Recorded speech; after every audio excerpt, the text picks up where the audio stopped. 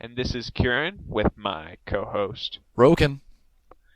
And sadly today we don't have any music, but I'm going to roll right through. Our website is coming along. We have our whole form basically done. I'm just finishing up adding polls in, and I'll be moving on to the podcast stuff and some of the other side things. But we're basically almost done. We'll probably have it up within the next few weeks if all goes well. I don't think I have really much to say about what's going on other than that. I basically spent the past week working on the forum, so there's not much really to talk about. And now, last week we finished up our Oblivion series. Not our Oblivion, our Elder Scrolls series. Oblivion is just the one I've played the most. And we are now moving into a new series about Assassin's Creed. Both games that me and Roken have played multiple times. He played the later ones, I've played more of the beginning. So he's probably going to take more of a center role on Revelations and Brotherhood, while I will probably talk more about 1 and 2. So, as for our game spotlight, and we didn't think about this before, but I'm going to pick a random game off my shelf. And actually, I probably won't take a game off my shelf. There is a little itty bitty game that you can find if you go to Steam. It is called Killing Floor. It is a zombie killing game, and everyone loves zombie killing games. Basically, it is a little bit different than if you think about Left 4 Dead. This game is not the same. It does have its special zombies and its normal zombies, but it has more of its special zombies coming in.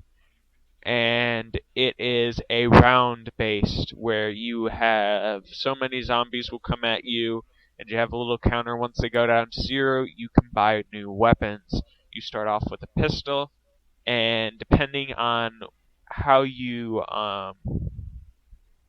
fight, you can get classes type things up, and that will make, for instance, the marksman class makes you I think, more accurate, things like that.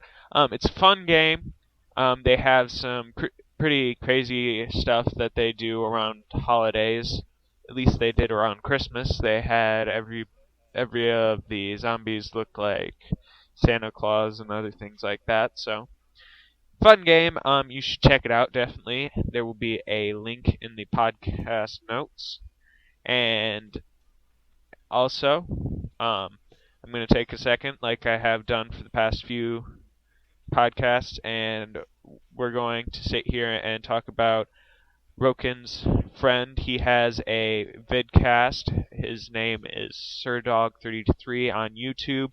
There will be a link to his YouTube in the podcast notes, like we have put in the last 2 episodes. Yes, last 2 episodes.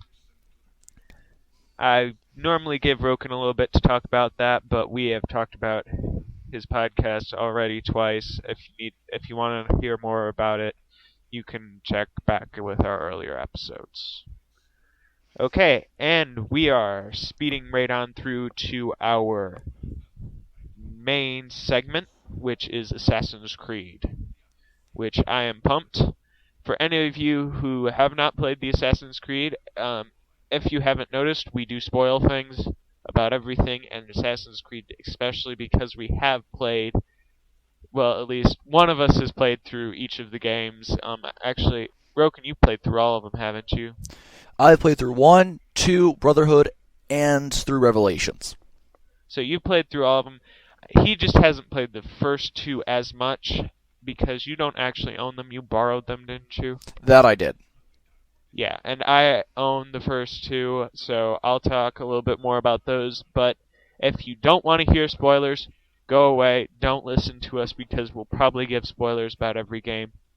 not too many about the end game, but about the beginning game. And with these games, it is really hard because we will have to start. Most of these games start where the other one left off. So if you don't want to hear about the end of one of the earlier games, like 1, 2, or Brotherhood, you probably should not listen to us because we probably will say them so you can bridge to the next game. Revelations, we might not talk about the end of, but we might, so be prepared. If you're alright with spoilers or have already played through all the games, then this is alright for you. You know everything that we're going to talk about. So, Assassin's Creed. You start out, you have been captured and you're taken to this facility. Your character's name is Desmond. And you basically don't really know what's going on, but they introduce you to this machine called the Animus. And they're telling you that this allows you to see the events that your ancestor knows. They explain a little bit more about how it works and everything when you first get in there. And a lot of other things get a little bit more explained, which will come into the later couple games. But right now, not really important. And you start off the game once you first use the Animus, and you are taken back to one of Desmond's ancestors named Altair. He is an assassin from back around the time of the Crusades, and he is, at first you're running through this temple trying to stop Templars from getting something in the temple, and you end up, if I remember correctly, getting everyone in your group killed. And so you are stripped of rank when you return back to your basically home base. And this is where the game really starts to take time to teach you all the basics and things. You're basically stripped down to nothing and you have to relearn everything. So at this point, they start teaching you about some of the really interesting mechanics, and this is also when you start actually trying to assassinate people. And you're slowly unraveling this plot to get what is known as a piece of Eden. At this point, you really don't know what they are, though they are explained again in the later games a little bit more. And all you know is that they're basically, when they talk about Eden, they're talking about the Garden of Eden, as in the garden of biblical reference.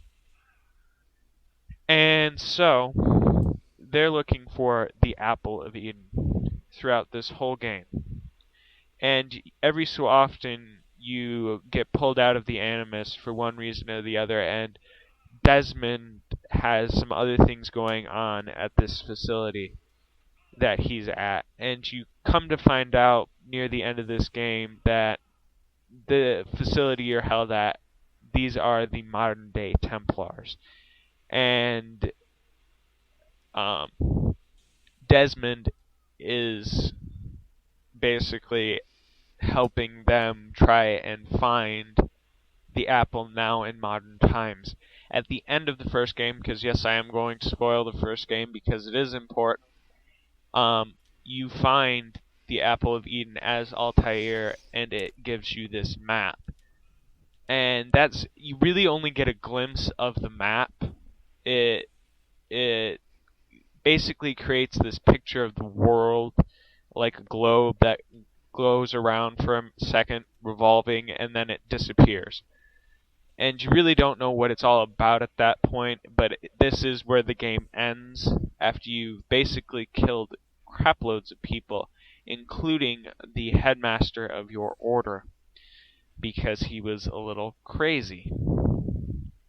So basically, first game gives you a glimpse into what's the next games are going to bring about, but this is the only game that actually uses the character of Altair as a playable character throughout the whole thing. He is brought back later, from what I've heard, Does he come back in Brotherhood or Revelations? He comes back in Revelations. Yeah, he comes back in Revelations for a short period of time, but he is still not the main character that you play. Just to quote, he's about 50-50% with Ezio and Altair in Revelations. Okay, so Revelations is flipping back and forth. Ezio, if you don't know, is the character that is introduced in 2, and you play through Brotherhood with Ezio. He is in the Renaissance version of Florence. But we'll talk about that more next week. One of the really interesting things about Assassin's Creed is its mechanics. It isn't really like most other games, except for minor few exceptions, but still they aren't exactly the same. A lot of its free running and stuff is very unique. Though a lot of games now are trying to replicate that feel because it is an exceptional quality to the game, and it is probably one of its biggest selling points is how you can leap across buildings, and these are all real things that someone could do. Though it would take a lot of training and effort, you could still do it. Not to mention the actual character AIs for all the NPCs, where unlike most games where you can kill a whole bunch of people and everyone else and they just keep coming, eventually they run away in Assassin's Creed. Though usually you have to get them down to one or two of them left before they start running away. Which, again, superiority of numbers, they'd still probably have confidence. So a lot of this it's more realistic of a game, which makes it really interesting. But one of the really spectacular points is the fact that they actually physically took plans of the ancient cities of Damascus and the other ones in the Middle East, and they copied down into 3D models, and these are actually what the cities would have looked like. Maybe with a minor few additions for gameplay things like the what are they called? The viewpoints. The viewpoints probably were added in. So, other than that, most of the world is actually what it would have looked like in that day. So, that is an authenticity that most games don't bring, and it's majorly because that is a whole lot of effort to put in. Only certain games add things like that, and usually it's only a piece of the game. Like if you've ever played Prototype, you have to have it's not Wall Street, New York, the Times Square, New York, because you are in New York. Times Square has to be there. It is a very important part of New York, and it's not something that you can really skip over. But they literally went down and modeled every single building, and that is spectacular. But again, I doubt those buildings are exactly to what they would have been, just because probably would have impeded gameplay at certain points. But they did work around those things, and they did a lot of interesting look at not so much in this game, but in later games they start looking into more of the historical figures like the Pope and etc. So, a lot of what makes this game really great and unique is the fact that it is really, really realistic and true to history. There isn't much to it that you really couldn't say was false, for sure. Because you weren't really there, things could have happened this way. And records get lost, things like that. Though I don't think that all the people got assassinated the way they did, but they are real historical figures. At least I think most of them I'm for sure in the later games. I'm not sure about the first one, because the first one is a little bit out of my area of expertise. But I've kind of rattled off a lot for a little bit. Roken, is there anything that you really want to say about the game? Other than it's nothing at quite this point. Okay, nothing at this point. The only I don't know if there's anything I really don't like about the game, other than the fact of how it ends. That bugged me because it just ends. But that enthralled you to buy the next game, which I'm not going to say anything about that. That's proper marketing.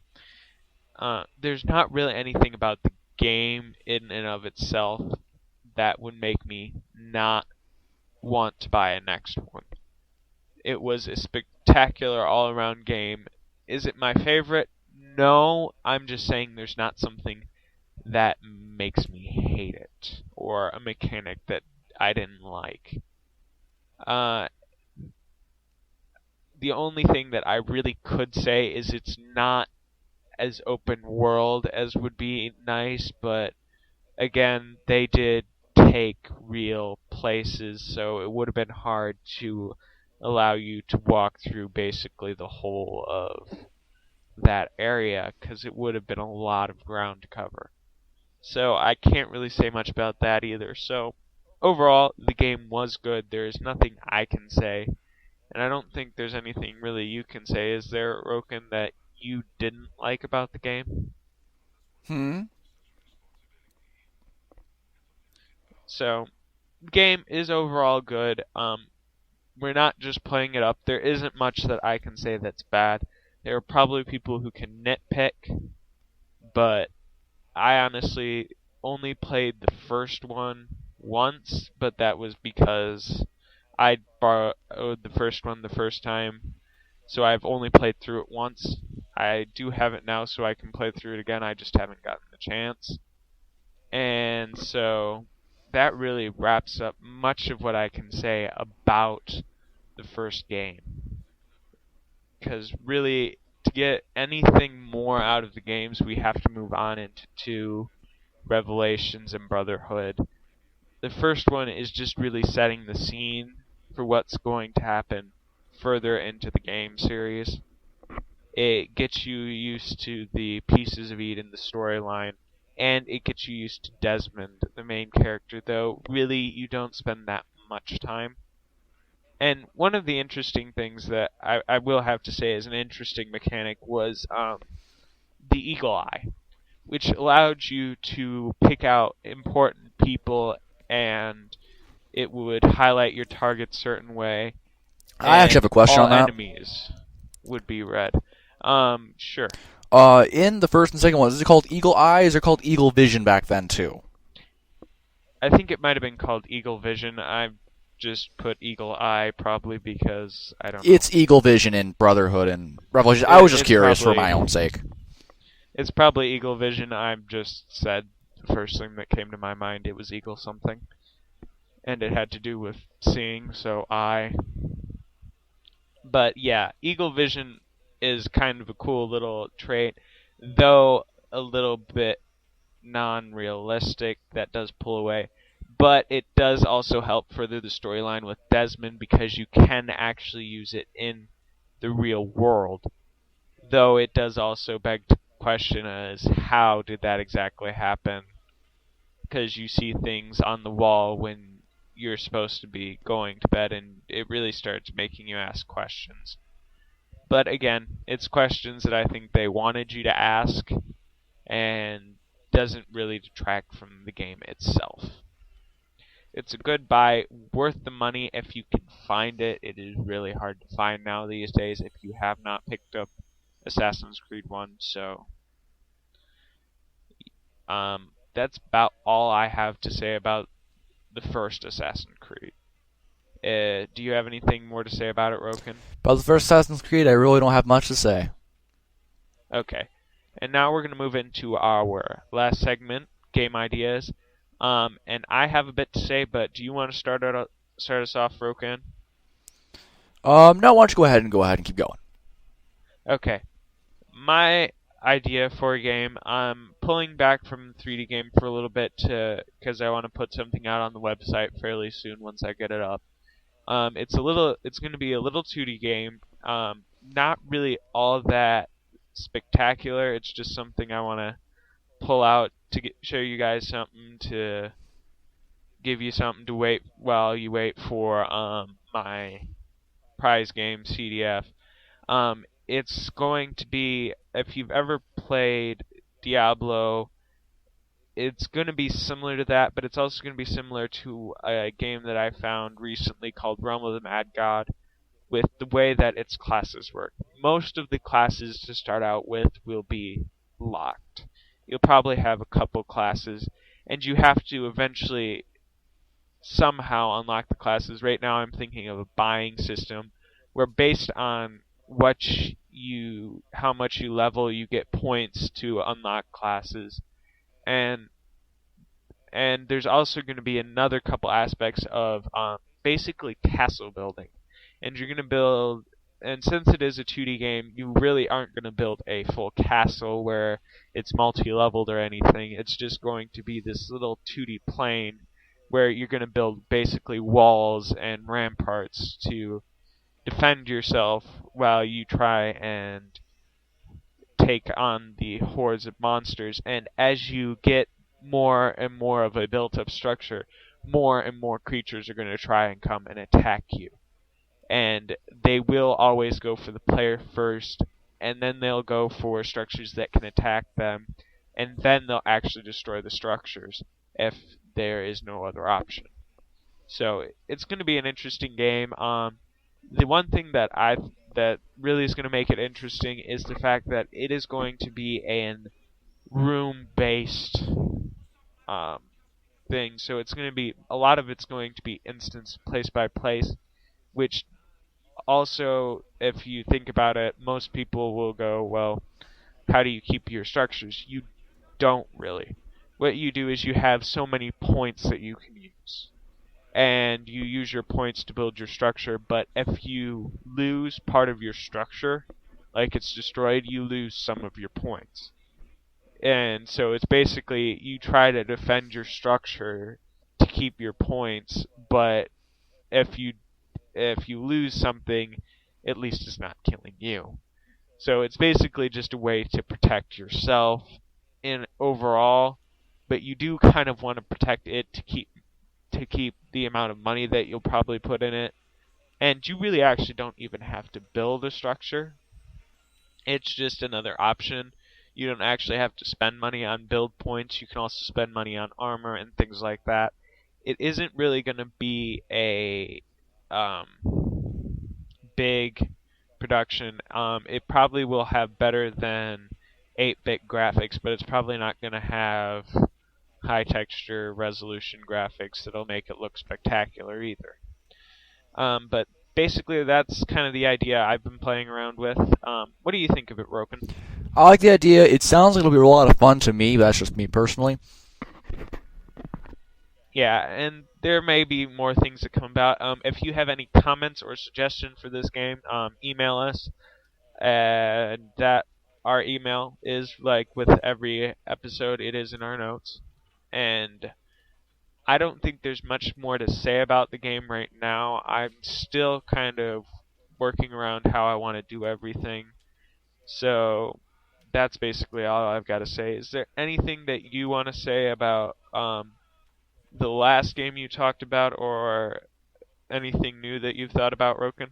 Actually, no, I haven't had much time to really debate on it. Okay, so that's really going to wrap us up for this week. Next week we'll continue with Assassin's Creed 2. Hopefully our website will be up soon. I am trying my best, but there are other things that I need to be doing, and also I am working on getting other things done for CDF, the main game that will be eventually out. I don't know when, but so I'm working on that also on the side. So hopefully we'll get it up as soon as possible within the next month. At latest, I would say it would be up by June. So hopefully it will be up by the end of April and the beginning of May. And that basically rounds us off. So this is Kieran and my co-host, Broken. signing off.